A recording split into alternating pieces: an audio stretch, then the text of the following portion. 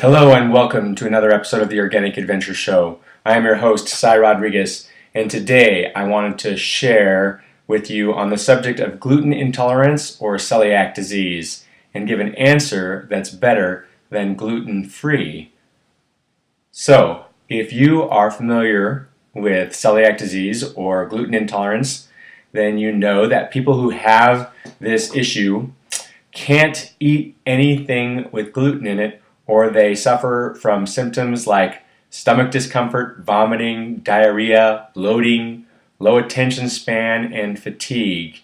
And severe issues can arise if somebody continues to eat this way. For example, if they didn't know what was causing it, over a long term, they could develop cancer of the small bowel or small intestine and lose bone mineral density because of a lack of absorption of nutrients, all kinds of nutrients, and very specifically fat-soluble vitamins like vitamins A, D, E, and K, because of damage that is caused to the villi in the intestines, which help to absorb the nutrients from food. So, obviously, it's a pretty serious condition for people who have this condition. So, you want to know what to do in order to be healed. So, the only known cure for this specific condition is to eat foods that do not contain gluten. So what the doctor will tell you is look for gluten-free foods in the grocery store. And that's all good except for many of the gluten-free items are pretty much junk food from the perspective of what's really healthy, and they often contain other additives and preservatives that you wouldn't want to have in your diet anyway. And a lot of those gluten-free foods might be made from really refined flours with sweeteners and things that you wouldn't want to have. So I want to offer a solution that is a different way of thinking about being gluten-free without thinking being gluten-free. So there are only a few grains that have gluten in them, and those are the wheat family, which consist of what would be called wheat, as in red wheat, white wheat, winter wheat, whatever kind of wheat you can buy in the store, and then products labeled kamut or triticale, which are variations of wheat. So those are things that you definitely want to avoid if you are gluten intolerant or celiac. The other are barley and rye.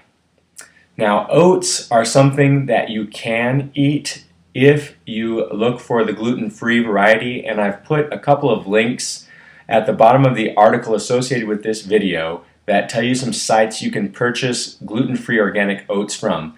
And that means that they were specifically made so that they were not cross-contaminated by wheat or barley or rye when they were manufactured.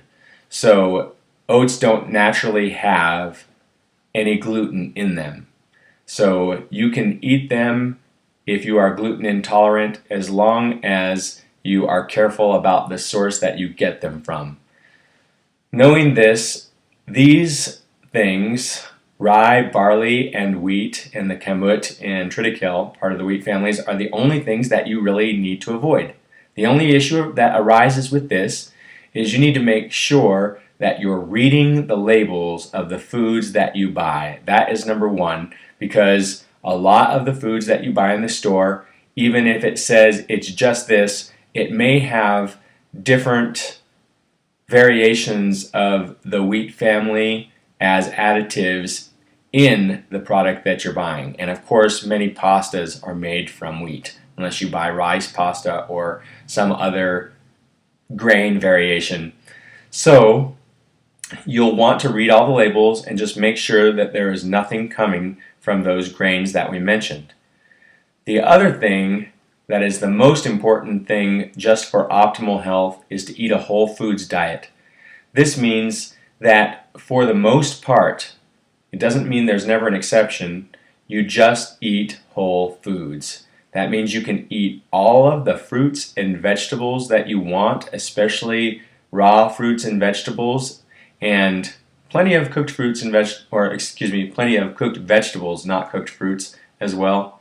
And all of the seaweed, beans, and grains of other varieties that you want to eat, and even nuts and seeds, because every food that doesn't come from the specifics that we mentioned does not contain gluten, so you don't have to worry about those. And of course, eating whole foods has many other benefits, and that is going to take you into a different paradigm of thinking than thinking gluten-free. Gluten-free is very restrictive and puts you in a very narrow box as far as your food search goes. With eating whole foods, you pretty much have everything available to you with very few limitations. So I just wanted to leave you with that to help you to get into the paradigm of thinking in terms of abundance instead of limitations. And of course, I know if you're watching this video and you know me, you probably are well aware that it's good to eat a whole foods plant-based diet.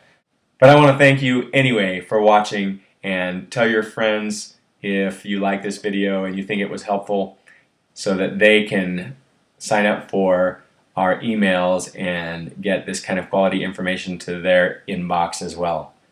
So thank you so much for watching, and may every day be an adventure in health.